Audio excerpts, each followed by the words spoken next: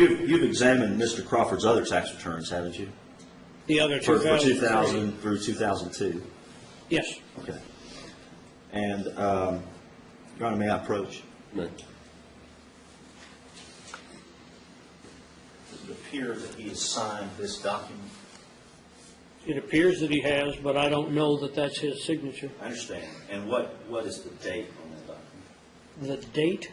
That he signed it? Signed 12/8/04. Your Honor, that would be my offer. Your objection, Mr. Freeman?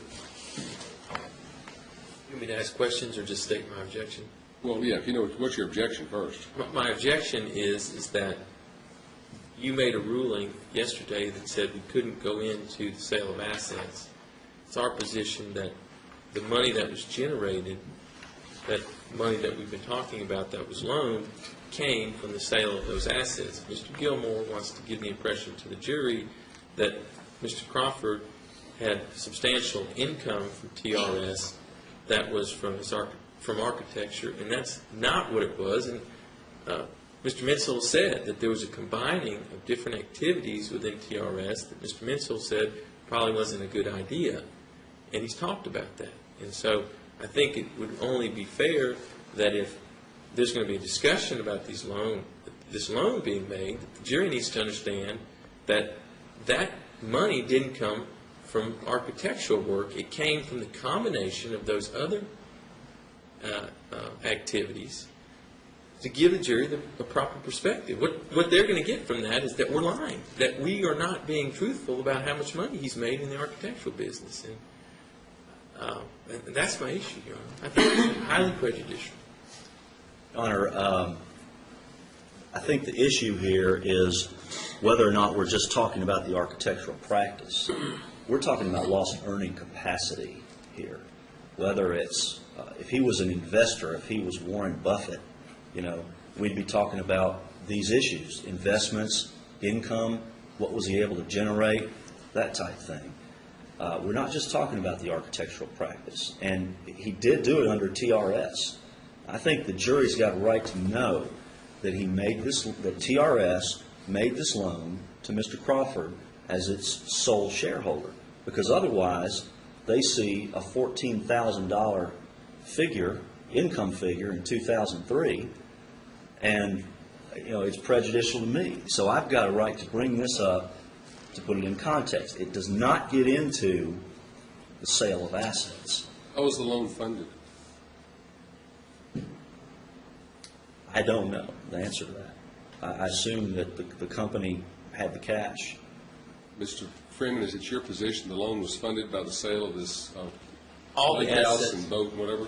Absolutely, Your Honor, and that will be the testimony of Mr. Crawford. And I assume, does this, does that have an asset breakdown on it as well? It has some, Your Honor. It does, at least the one I was given, showed the sale of those assets: land, office, building. My question is, between 2002 and 2003, is there a diminution in the assets of the corporation?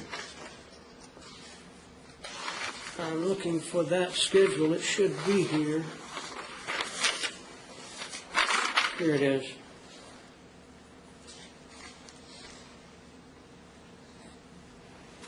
It shows $266,000 drop in what is called inventory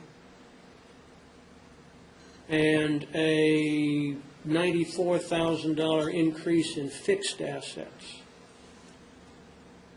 Which, Your Honor, I believe will be. I believe the 94 is the purchase in the condominium when he had downsized from the key drive address. As has become abundantly clear, there have been some unique accounting practices applied to Mr. Crawford's business and his personal finances here, and it causes some confusion, frankly. Mr. Gilmore, you're right. You've got a right to ask questions about it. Mr. Freeman, you're right. He asked questions about it. You have a right to explain how the loan was funded. So I'll leave it up to you, Mr. Gilmore. If you wish to explore that, you may, but I will modify my prior ruling, and I will allow you to have your witnesses explain how the loan was funded and how that money was obtained to loan to him. Obviously, Mr. Gilmore, you can point out whether he's ever paid it back, hadn't paid it back, whatever the situation is, whether it's just a ruse for income or not. I think it's both of you, in other words, are correct on this. So.